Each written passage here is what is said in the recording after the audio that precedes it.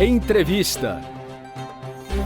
O Congresso Diálogos Internacionais, Relações de Trabalho na Sociedade Contemporânea é organizado pela Escola Nacional de Formação e Aperfeiçoamento de Magistrados do Trabalho, a ENAMAT, em parceria com o Tribunal Superior do Trabalho, o Conselho Superior da Justiça do Trabalho e o Conselho Nacional de Justiça.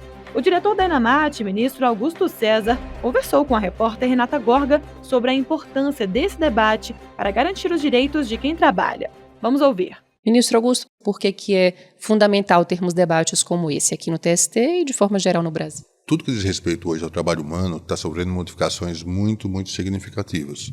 Não só a forma de se organizar o trabalho, mas também de se controlar esse trabalho, se realizar esse trabalho. A tecnologia toca, que diz respeito à inteligência artificial, aos algoritmos, ao chamado gerenciamento algorítmico, quer dizer, você organizar e controlar o trabalho, por meio nessas plataformas digitais. Tudo isso demanda muito conhecimento, demanda muita informação. E é evidente que a ENAMAT, a Escola Nacional de Formação dos Magistrados do Trabalho, sente essa responsabilidade de conversar com os juízes do trabalho, para que nós nos inteiremos não apenas daquilo que podemos desenvolver a partir dos estudos que a gente desenvolve aqui no Brasil, que a gente aprofunda aqui no Brasil, mas também conhecer um pouco sobre o modo como esses temas estão sendo enfrentados em vários países do mundo, porque nós não estamos sozinhos. Na verdade, tudo que diz respeito ao trabalho por meio de plataformas digitais, ao trabalho que sofre alguma interferência de inteligência artificial, e não apenas o trabalho, mas o trabalhador, muitas vezes, nos seus espaços mais reservados, eles podem ter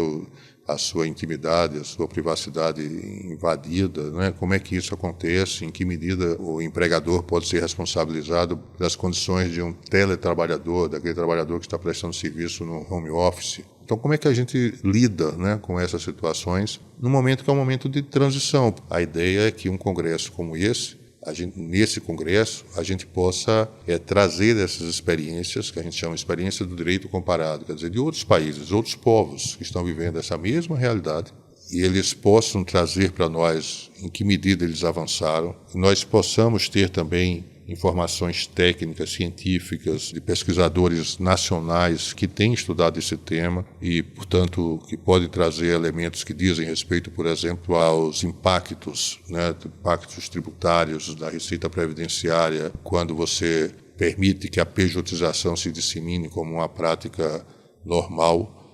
E, ministro, esse debate, esse congresso, de uma forma geral, é uma forma também de evitar a perda de direito, a precarização nas relações trabalhistas? Toda vez em que você tem essa situação de desigualdade de relações, que a gente chama de relações assimétricas, quer dizer, relações em que os dois sujeitos, os protagonistas dessa relação, não estão em igualdade de condição, e um impõe ao outro o conteúdo desse contrato, impõe ao outro o modo como aquele contrato vai se realizar e tal. Isso não acontece só na relação de emprego, acontece muito comumente na relação de consumo, muito comumente naquilo que diz respeito à proteção de dados hoje. Nós temos a nossa vida devassada. E quando você pensa na mulher, em todo o segmento LGBTQIA+, quando você pensa na pessoa idosa, quando você pensa no preconceito de origem, quando você pensa na pessoa com deficiência, é alarmante, a situação. É alarmante como essa vulnerabilidade pode criar uma situação de absoluta precariedade. E a função do direito, da ordem jurídica, é rigorosamente impedir que essa situação de precariedade se normalize, que ela seja naturalizada.